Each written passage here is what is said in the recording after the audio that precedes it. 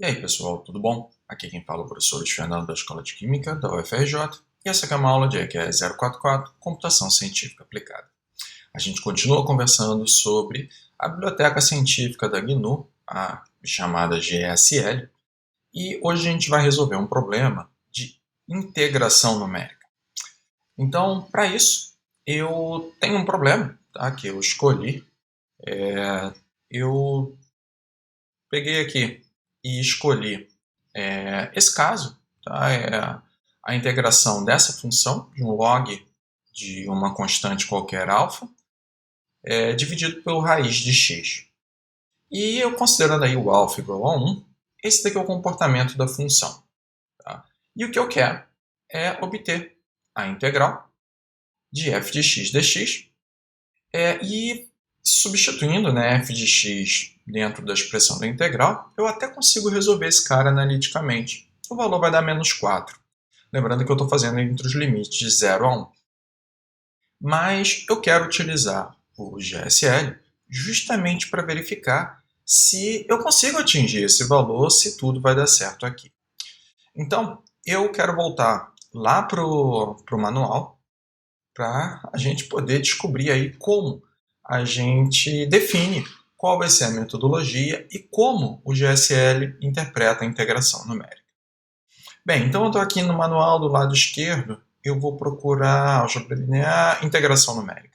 Então eu vou clicar em integração numérica e aqui ele tem a descrição das rotinas que são aplicadas aqui. É interessante ressaltar que os métodos apresentados aqui eles são derivados de alguns algoritmos de uma biblioteca, nossa, fantástica, tá? Já mais antiga, chamada QuadPac. É uma biblioteca específica, implementada em Fortran, esse cara daí, para integrações numéricas. E a versão, né, do GSL é uma reimplementação desses algoritmos que estavam apresentados lá no QuadPac, agora com a linguagem C. E, além disso, ele também inclui outras metodologias além do QuadPac. Ele tem rotinas diferentes. Olha, é bastante coisa que tem aqui para integração numérica. Integração para funções com singularidade, integração com um intervalo adaptativo, integração para quando você utiliza pesos na formulação. Bem, para entender melhor sobre esse assunto, eu recomendo que você busque uma aula de métodos numéricos, a aula que inclusive tem aqui no canal, justamente dos métodos aí que eu estou apresentando. Provavelmente desses métodos aqui, não, porque esses métodos aqui são bem mais avançados. Mas para você ter uma ideia, né, geral sobre o que é a integração numérica, você vai conseguir encontrar aqui no canal. Ok, tá. Mas vamos à implementação em si. Então, todas as bibliotecas elas vão estar nesse header aqui, nesse cabeçalho GSL Integration.h. E para a gente se entender um pouco sobre como é a metodologia em si, na verdade o que ele faz aqui, né? Eu tenho a solução do resultado integrado de uma integral entre dois limites de uma função f de x multiplicado por um peso. Tá? A função peso muitas vezes é um facilitador para as metodologias de integração numérica. Então, tem métodos que utilizam a função peso e tem outros métodos que não utilizam a função peso. Nos métodos que não utilizam a função peso, ele simplesmente pega essa função peso e iguala a 1. Tá? E, portanto, você fica com a integral original. Além disso, o usuário, aqui no GSL, ele precisa inserir o que ele espera de erros absolutos e relativos. Então, a metodologia ela vai sempre tentar se manter, né, dentro dos erros especificados pelo usuário. Deixa eu ver o que mais. Tá, então ele tem aqui a forma como ele faz a avaliação dos erros. Tá? Ele faz uma ponderação entre o erro absoluto, o erro relativo, máximo entre os dois, e ele compara isso daí ao valor numérico integrado e o esperado no resultado, que as metodologias também conseguem obter.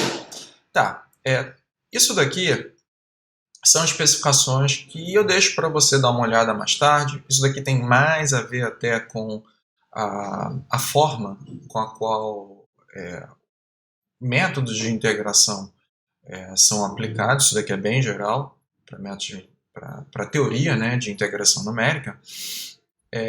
E aqui, olha, eu tenho uma descrição sobre como as bibliotecas são nomeadas de acordo com o QuadPAC. Isso daqui é interessante porque o QuadPAC meio que ele gerou uma sigla para cada uma das rotinas que segue esse padrão que está apresentado aqui embaixo. Então você vê que todas as rotinas elas vão começar com Que foi ótimo, com Que, a letra Q, dizendo que é uma rotina de quadratura. O que significa quadratura? É um outro nome para integração. Então aqui a gente utiliza. Na verdade, eu uso bastante esse nome, de quadratura.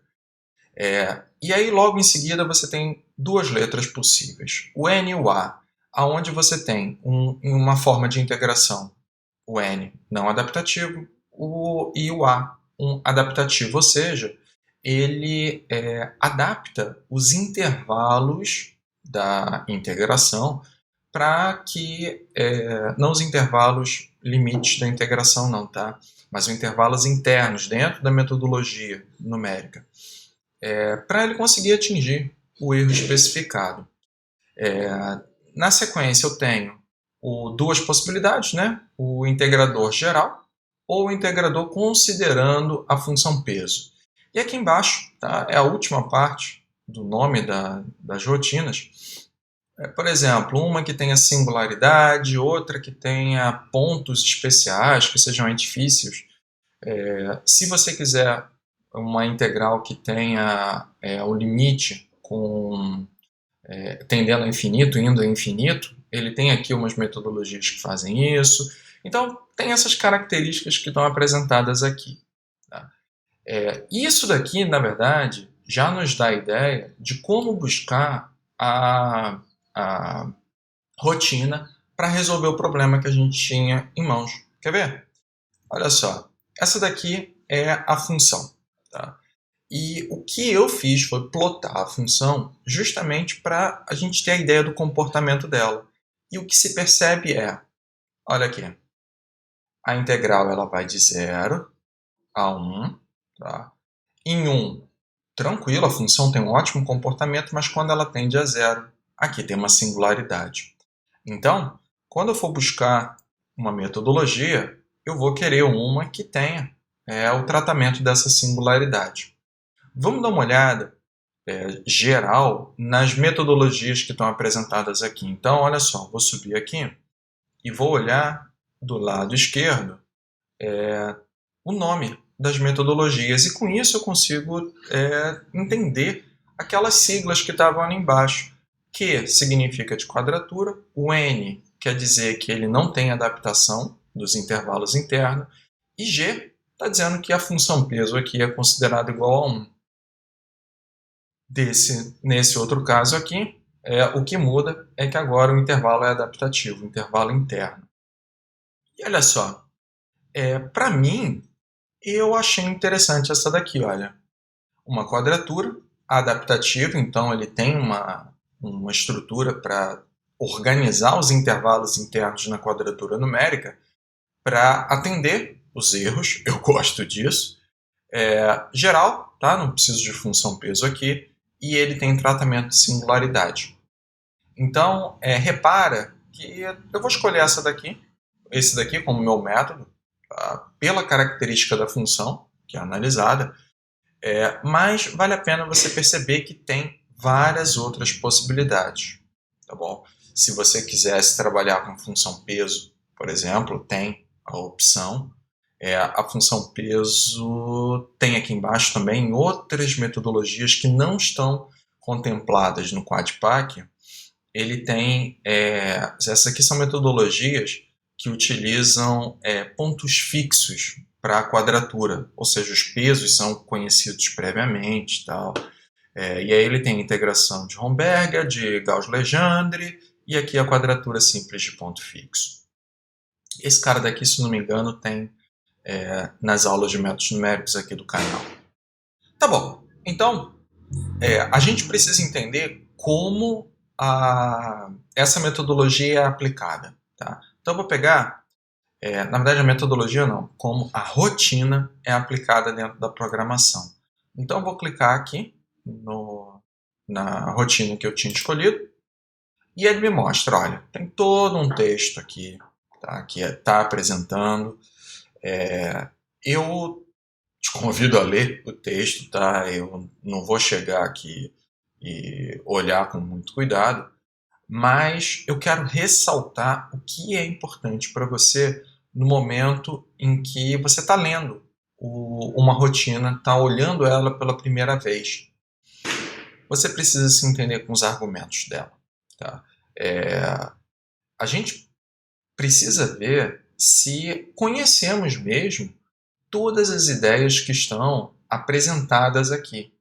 Quer ver? Esse daqui é o nome da rotina, completo. A gente consegue perceber que ela retorna um valor inteiro, que provavelmente deve ser se deu sucesso ou não deu sucesso na rotina. E ele tem esses monte de argumentos que estão aqui. Tá? Aqui embaixo, você vai perceber que está escrito aqui, olha. Ele tem olha só, o primeiro argumento da rotina já me traz uma dúvida. O que significa GSL Function? Olha, o segundo argumento é double. Double eu sei o que significa, tá? Mas GSL Function é um carinha que eu não sei o que é não. Tá? Então, o que eu vou fazer? Eu vou pegar e com um outro botão eu vou clicar para abrir uma aba. Tá? Abriu lá em cima uma aba, que na verdade eu até já tinha aberto aqui, tá? Mas está ali em cima. Tá? E eu vou esperar. Tá bom. Isso daqui provavelmente se refere à função a qual eu quero integrar. Vamos dar uma lida aqui embaixo. Olha, ele usa aqui o Gauss-Kromrod, 21 pontos de integração, adaptativo, de uma integral de f com os limites a b. Então, agora eu vou olhar aqui em cima. Ó, double A, double B, esses dois carinhas se referem aos limites da integração, que no nosso caso, um vai ter que ser 0, o outro vai ser 1. Depois, o EPS ABS e o EPS REL com os limites de erro. Tá? Então aqui é a tolerância que eu espero, o erro que eu espero.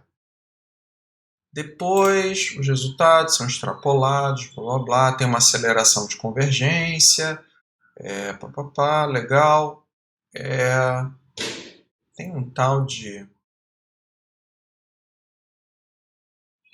resultado, tá? Então está aqui, olha, o resultado é um double, tá? Note que é um ponteiro, tá? Então isso daqui a gente tem que prestar atenção na hora que estiver implementando. Ou seja, é minha aposta, tá? Ele está colocando num ponteiro porque o resultado ele vem de uma função. E, portanto, eu preciso passar o ponteiro para que ele consiga trazer de volta a informação que está dentro de uma função para o meu código principal.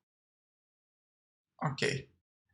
Então ele tem aqui, olha, o resultado e o que ele estima ser o erro absoluto desse resultado que tem aqui. São coisas diferentes, tá? Esses dois carinhas, o EPS ABS e o EPS REL, são os limites do erro que você estima, que você, na verdade, você define para a sua metodologia numérica. Agora, será que o método numérico conseguiu atingir esse erro? E aí ele te informa qual é o erro que ele espera que tenha. E aí você pode até verificar esse valor aqui e checar, né, se está dentro está abaixo, né, dos limites que você tinha definido na metodologia. Se está abaixo, perfeito. Você teve sucesso aí na tua implementação. Os subintervalos são guardados na memória nesse tal de workspace. Tá? O workspace está aqui em cima. E essa daqui é uma outra dúvida que eu tenho. Que bagulho é esse de GSL Integration Workspace? E aí eu vou fazer o seguinte, né? Eu vou clicar e abrir mais uma abinha para que eu entenda o que é isso. Eu não sei em que local do manual isso está escrito, mas deve estar em algum lugar. E aqui, olha, é o número máximo de subintervalos, você coloca aqui o limite. O que significa isso daqui? Como é uma metodologia adaptativa, provavelmente se o erro, né, estimado não conseguir ser atingido com, sei lá, inicialmente ele tenta 3 subintervalos internamente lá na metodologia. Aí ele verifica, o erro não deu certo. Aí ele tenta 4. Não deu. E conforme não vai dando, né, ele não vai conseguindo atingir o limite, né, do erro especificado, ele vai aumentando os subintervalos. E ele vai aumentando, aumentando, aumentando, até conseguir atingir, né, o erro especificado. Mas o que pode acontecer em metodologia numérica? Ela pode falhar. Tá? Nenhum método numérico é infalível. Pode falhar. Então, o que deve ser feito aqui?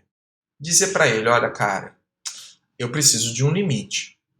Se atingir esse limite, método numérico, para de tentar. Para de tentar. E ele ainda está colocando mais uma informação aqui, olha, que é um limite também para que não exceda o tamanho total alocado para esse tal de workspace. Tá? Esse tal de workspace que está aqui. Tá, como eu já falei desse workspace, eu quero entender o que é esse cara. Então, eu vou clicar na abinha que está aqui em cima para me entender com ele. Então, está escrito aqui, olha, GSL Integration Workspace. E o que está escrito aqui é que ele é um workspace, é um local de trabalho na memória para os limites dos subintervalos internos, para armazenar o resultado, para armazenar as estimativas de erro. Sabe o que é isso? Isso daqui significa que, assim como quando a gente trabalhou com alocação dinâmica em uma aula passada, eu falei para vocês o seguinte, poxa, e se você tem um array naquela situação em que eu não conheço a quantidade de memória necessária para armazenar aqueles elementos a priori? Aí você pode alocar dinamicamente aquela memória. E aqui é a mesma coisa. Só que agora eu não estou pensando nos elementos de um array. Eu estou pensando em variáveis interessantes para essa metodologia numérica apresentada. Então, o que está sendo realizado aqui, esse tal de workspace, é como se você estivesse armazenando espaço na memória para poder trabalhar o método numérico. E internamente, o GSL que vai dar conta disso. Então, repara que eu tenho essas duas funções aqui, que é a GSL Integration Workspace, que na verdade é o GSL Integration Workspace Alloc, tá? Que aloca, que reserva o espaço de memória para um tal de size tn. Tá? Vamos entender o que significa isso. Essa função aloca um espaço suficiente para armazenar, para segurar, né, n intervalos. Epa, peraí. Então quer dizer que o que eu preciso adicionar, né, a essa função é o número máximo de subintervalos possíveis dentro da minha metodologia. Ou seja, voltando agora aqui para o método numérico, tá? Estou voltando para a primeira aba. Isso significa que esse workspace aqui, o espaço que eu vou utilizar, é essa variável limite aqui, que justamente é dentro dessa estrutura aqui, o número máximo de subintervalos que eu vou querer apresentar nesse código. Tá bom? Então, deixa eu voltar para cá. Tá, e aí ele falou que pode ter uma reinicialização se precisar, blá blá blá. E assim como quando a gente trabalhou com alocação dinâmica lá com os arrays, você tinha lá, né, que desalocar o espaço. E aqui também. Tá? Então aqui você tem uma função especial para desalocar, liberar o espaço de memória que foi alocado por esse tal de GSL Integration Workspace. Então, eu consegui entender melhor o significado desse GSL Integration Workspace. Um cuidado que você tem que ter, olha, a gente está trabalhando sempre com ponteiro. Por quê? Porque o ponteiro ele vai apontar para o local de memória. E isso é importante da gente lembrar na hora de implementar. Tá bom, agora vamos voltar então, agora que a gente já se entendeu o que significa esse workspace, vamos voltar para a função. Para o método, né? E no método, a gente entendeu todos os argumentos, mas a gente ainda não entendeu que bagulho de GSL Function é esse. Eu já entendi que ele é uma função onde a gente vai implementar, né, o tal do f. Tá? Que no nosso caso, vamos voltar aqui, né? Vai ser log de alfa x dividido por raiz de x. Então, eu vou fazer o seguinte agora. Eu vou abrir a segunda aba, aquela que se refere justamente a GSL Function. E aí, olha só. Esse daqui é um tipo aí de dado que define uma função geral com entrada de parâmetros. Então, ela permite entrada de parâmetros. E olha só como é a definição dela. Tá? Ela é uma variável double. Tá? Na verdade, double, eu acredito que se você quer retornar um double. Tá? Mas está aqui, double. Nesse caso, né, métodos numéricos, se não for double, enfim, vai ser um double. E o tipo dela aqui, olha, é um ponteiro de função. E a gente já teve uma aula sobre ponteiro de função. A gente já viu isso antes. Como argumentos dessa função, eu tenho x, a variável em si analisada, e eu posso incluir parâmetros também. Tá? Esses parâmetros aqui, eles são do tipo void. Void significa o que mesmo? É nada, mas pode ser tudo também. A gente pode pegar um parâmetro especificado void, em especial como ponteiro, e dentro desse cara daqui, converter ele e apontar ele para double, para int, para struct, para qualquer tipo de variável que a gente já definiu dentro da linguagem. Tá? Então, isso daqui é interessante por quê? Porque generaliza. A gente tem um formato que pode ser aplicado a qualquer coisa. Ainda não está claro? Vamos lá. Muita calma nessa hora. Vamos entender então como isso significa e aqui eu tenho um exemplozinho de código. Vamos lá, vamos dar uma olhada. Eu quero que você analise então essa implementaçãozinha, ela se refere à implementação dessa função aqui. Tá? Repara então que essa função ela tem ax ao quadrado mais bx mais c. Ela tem 3 parâmetros. A, B e C. Onde A vai ser 3, B vai ser 2 e C vai ser 1. E aqui embaixo nesse código tem como eu consigo implementar essa função. Eu quero que você pense da seguinte forma.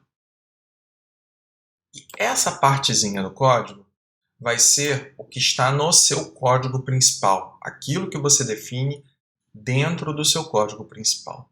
Tá bom? E aqui em cima é a região onde você tem a implementação.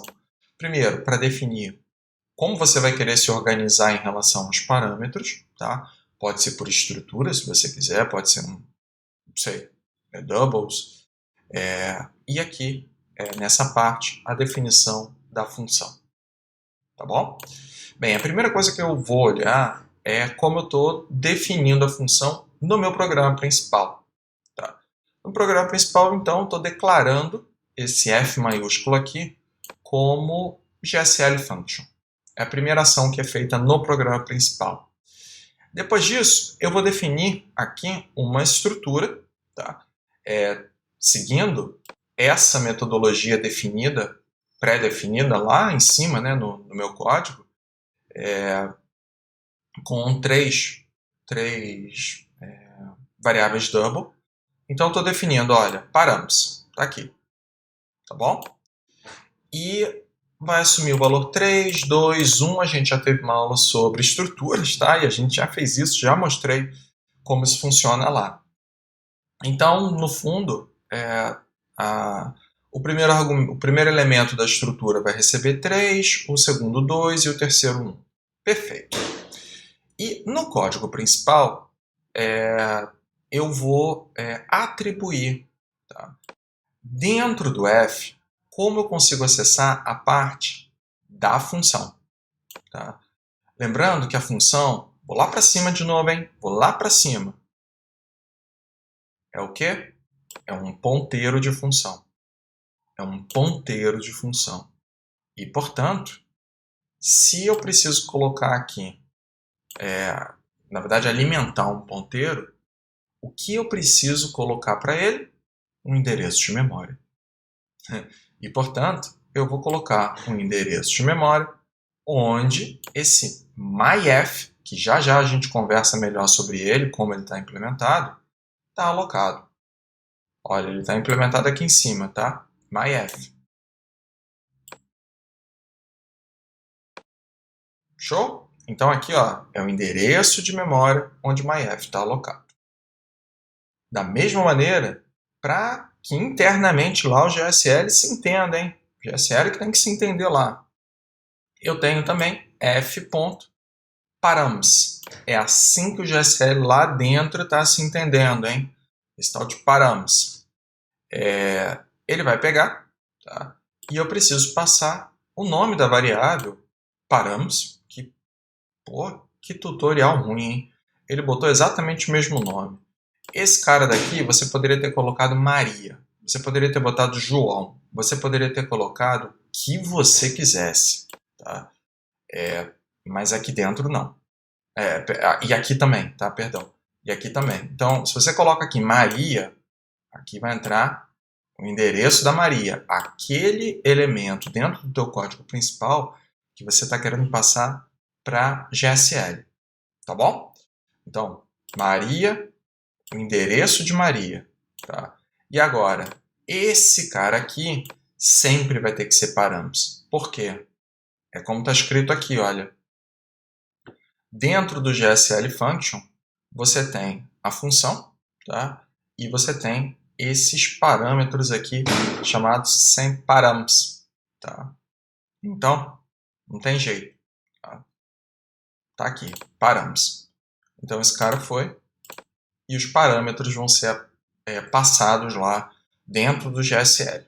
Agora eu quero me entender com a função, a implementação da função. Repara, então, que eu tenho aqui double de retorno, a função em si, tá? E eu tenho double x e eu tenho um void p. Vou subir de novo aqui no help. Eu tenho o double x e o void params. Tá bom? Então, estou seguindo a mesma metodologia que está aqui. Nesse caso, o nome não pode ser qualquer argumento que você queira. Tá? E esse tutorialzinho aqui está usando p para representar isso. E lá dentro, ele vai fazer o seguinte. Ele vai transformar esse ponteiro em void no tipo que você quiser. Tá? Então, o que ele vai fazer aqui? Bem, eu quero acessar os dados dos parâmetros em si. Tá? Então, eu vou fazer com que p, tá? A variável p, vou repetir aqui, a variável p, ela se transforme em um ponteiro do tipo da estrutura que eu quero trabalhar, que é justamente essa daqui. Tá bom? Então, isso daqui é uma conversão.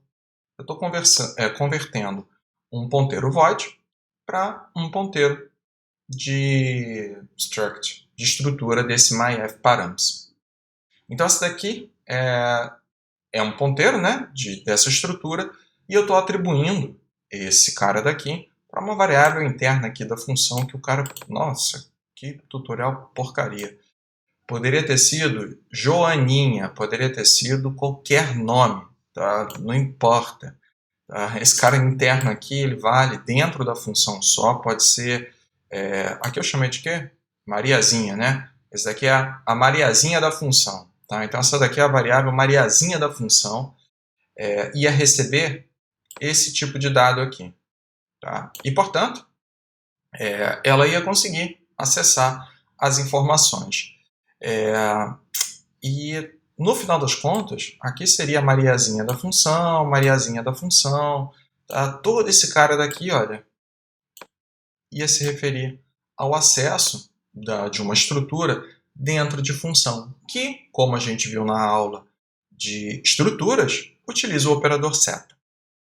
Então, com isso, você consegue acessar os dados que foram passados para dentro da função, uma vez que eles já foram organizados aqui no teu código principal, né, para pegar aí os dados que são necessários. E com os dados, né, com as informações dos parâmetros em si da função, você consegue chegar e calcular a função. Esse é um tópico que eu considero avançado. Tá? Em se entender com o GSL Function, é um bagulho chato de início. Por quê? Em especial, porque ele lida com um ponteiro de função. Tá? O ponteiro de função significa o quê? Apenas para que você tenha a possibilidade de passar o endereço de memória da função que você quer trabalhar. É só para isso. Tá bom? Então, o maior complicador é esse. O outro complicador é essa conversão.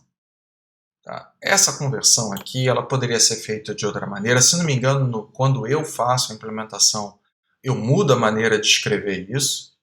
Tá? Eu não uso ponteiro aqui, eu mudo. Mas o que você tem que lembrar é, se você está organizando os seus dados da estrutura usando os seus dados a serem passados para dentro da tua função como uma estrutura, você tem que compatibilizar esse void, que pode ser qualquer tipo, você tem que convertê-lo para a estrutura que você está analisando. Caso no teu código você não precise de todos esses parâmetros, aqui nesse caso ABC, se você precisar só de um, tudo bem também. O que você precisa fazer seria passar esse único parâmetro para cá e converter o tipo dele aqui. Que aí não seria uma estrutura, seria um double, seria um int, seria de acordo com o que você quisesse. Tá bom? Então, isso daqui dá uma ideia geral sobre o GSL Function. E vamos voltar aqui para ver se tem mais alguma coisa. Tá, então eu vou pegar e vou usar esse cara daqui. Tá bom? Então vamos agora para o código. Vamos dar uma olhada em como isso daí vai funcionar na prática. Então eu estou aqui no código. A gente já deu uma olhada no manual. E essa daqui vai ser a integral que a gente vai querer resolver. Uma integral de 0 a 1 do log de alfa vezes x dividido por raiz de x, que vai dar menos 4. Bem, aqui eu tenho algumas bibliotecas padrão do sistema. Nem sei porque que eu estou usando mf.h. Vou saber. Porque eu estou usando log e eu estou usando raiz quadrada. Né? E aqui, olha, eu já consertei no teu código. Não deve estar certinho, tá? O GSL antes do GSL integration.h. Então, corrige aí, caso não esteja já corrigido. Então, ok. Eu vou pegar, não vou olhar ainda para a função de integração, eu vou olhar para o meu código principal. Quando for a hora, eu volto para cá. Então, deixa eu olhar aqui. Ó. A primeira coisa que eu estou fazendo nessa rotina é alocar o espaço necessário para que ela funcione. Então, eu coloquei aqui, olha, o GSL Integration Workspace, um ponteiro, tá? Como está definido lá na documentação, e eu estou usando o GSL Integration Workspace Alloc. Eu estou dando um máximo aí de 1000 subintervalos internos. E aí, esse cara daqui vai alocar o espaço necessário para, no máximo, ter aí os 1000 intervalos necessários. Estou colocando na linha 34 esse result error, tá? Não sei exatamente onde eu vou colocar, lá embaixo eu vejo. E aqui eu estou dando x0 e xl como os limites da integração. Estou dando, nossa, uma tolerância absoluta restritiva. 0, tá? Então esse cara vai ter que atingir uma tolerância absoluta próxima ao erro da máquina. E 10 a menos 7 para uma tolerância relativa. Eu coloquei aqui essa variável analítica, ou na linha 39, como o resultado analítico que eu espero, né? Então depois, provavelmente, no código eu vou comparar o analítico com o valor numérico e ver se está dando certo. Aqui eu estou definindo o alfa, também como 1.0, que é justamente esse alfa que está aqui dentro, tá bom? Que vai dar 1, que é 1, tá? Pelo problema que foi apresentado.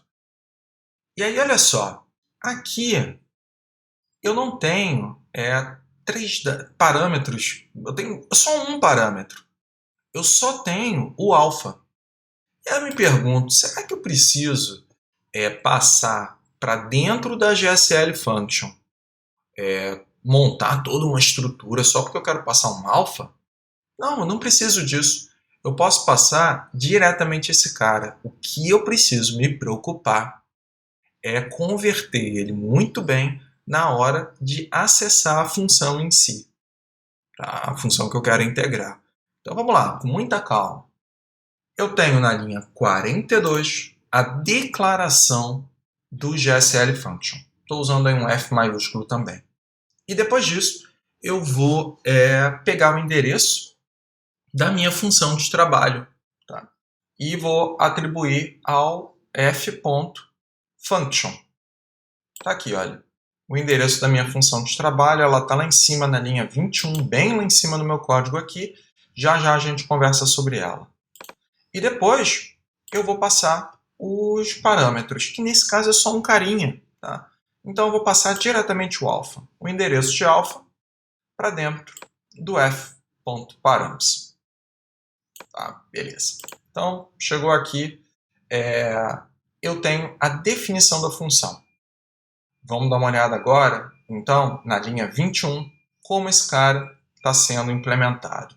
Então, eu tenho double f e os mesmos argumentos que a gente viu na documentação. Eu tenho double x e o ponteiro de void, tá? Com o nome aí, eu botei parâmetros, podia ter sido Mariazinha. Mas o que eu preciso fazer então? Eu preciso, como eu sei que o parâmetro que eu apresentei, olha só, para a linha 40, ele é um double, o que eu preciso fazer? Eu preciso converter esse moço.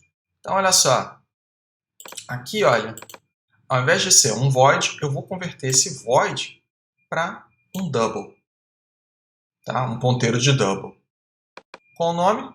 Params. Tá? Então, estou pegando esse cara daqui, tá? E estou convertendo para um ponteiro de double. Tá?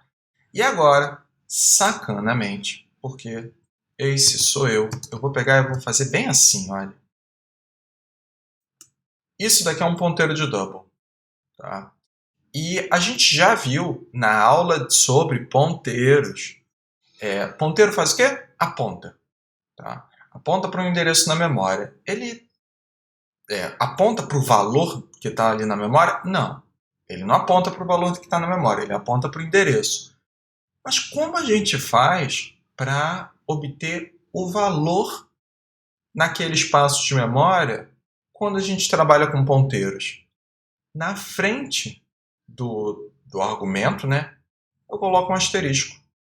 Então, o que está sendo feito aqui é, vou colocar assim, olha, isso daqui se refere à conversão do void ponteiro para um double ponteiro, e isso daqui eu estou pegando o valor na memória onde esse cara daqui aponta. E esse valor eu vou atribuir a essa variávelzinha aqui que eu chamei de alfa também dentro da subrotina. Também poderia ter sido Maria, João, qualquer coisa. Desde que aqui dentro, né, aqui eu usasse João, Maria, qualquer coisa. Então depois disso, eu pego, faço o cálculo da funçãozinha aqui, tá? E retorno o valor dela. Então com isso, finalizei a função para integração. Vamos lá para baixo agora. Então a gente volta agora para a linha 44. A gente já se entendeu com o GSL Function. E aqui, ó, na linha 47, a gente vai passar para dentro da GSL Integration QAGS, aquela função que a gente viu lá, né? A gente vai passar os argumentos na ordem que está apresentado lá. Vamos dar uma olhada, hein? Vamos dar uma olhada como é que está a coisa lá. Esse cara, ele espera o quê? Um ponteiro, tá? Na verdade, aqui tem um ponteiro. Ponteiro tem que receber como? Como um endereço. Então, o que eu envio para ele? O endereço de f. Vamos voltar para cá. Aqui é só um double, tá? Não tem ponteiro nenhum, tranquilo.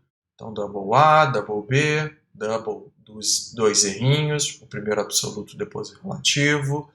Depois um size t limit. Size t, eu acho que eu já falei numa aula passada, é um apelido para inteiro. Tá? No fundo é isso.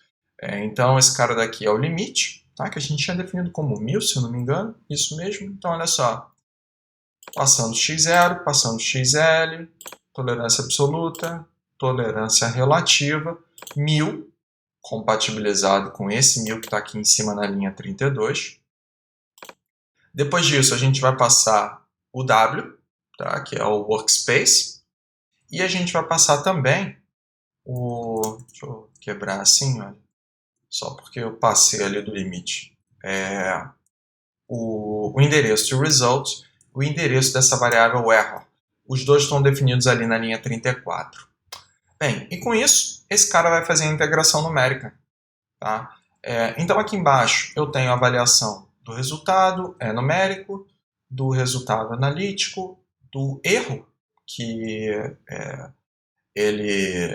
o método numérico tem estimado. Depois eu vou fazer a subtração entre o resultado analítico e o numérico para ver, né, a tolerância especial, quantas casas decimais eu consegui aqui.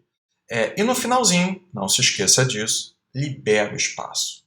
E aí você pegou, você não, né? Eu peguei e liberei o espaço alocado para esse cara. Tá bom? Então eu vou compilar. Aliás, eu nem sei se está certo aqui. 03 integração, tá certo. Vamos lá. Pá. Beleza. Construiu. Pegou e executou. Tá? E aí, olha só, como resultado. Pô, o resultado numérico começa a falhar aqui embaixo, hein? Eu botei quantas casas? 18 casas decimais para serem apresentadas na tela. Então, olha, se eu estou esperando um erro na faixa de 10 a menos 13, eu tenho aí em torno de 13 casas decimais que são confiáveis para poder trabalhar. Eu consideraria 12. Tá? A última ali joga fora, tá? Porque já pode ter um errinho. Então, eu tenho 1, 2, 3, 4, 5 casas que realmente esse cara daqui já está sendo considerado um errozinho mesmo. Quando eu faço a subtração entre o numérico, o analítico e o numérico, tiro o valor absoluto disso, né? Dá até 10 a menos 14. Então, olha só, um senhor método numérico conseguiu fazer rapidinho aí para a gente o cálculo da integração numérica, né? E com isso, na verdade, eu termino essa aula. Era isso que eu queria passar para vocês mesmo. Note que nessa aula a gente avançou mais sobre a questão da documentação. É assim que eu faço para navegar ali dentro da documentação. Tem palavras estranhas, variáveis, tipos de variáveis que são novos, provavelmente o próprio GSL que implementou, tá? Como o GSL Function e o workspace dele. Então, passa o mouse, clica, lê, dá uma estudada para você conseguir se entender com a própria documentação. O que de anos e anos de experiência eu tenho aí já com uso de bibliotecas externas. Isso daí é constante. Tá? Você vai precisar se entender com a documentação. E a documentação do GSL tá bem legal. Tá? Então vale a pena você utilizar o GSL como um próprio exemplo para você treinar também a lidar com bibliotecas externas. Bem, então era isso que eu queria passar para você. Espero aí que tenha gostado da aula. Tá com dúvida? Coloca aí nos comentários ou então lá no ambiente virtual do FRJ. E a gente se vê na próxima aula, quando a gente vai conversar sobre solução de equações não lineares. Vejo vocês lá. Até mais.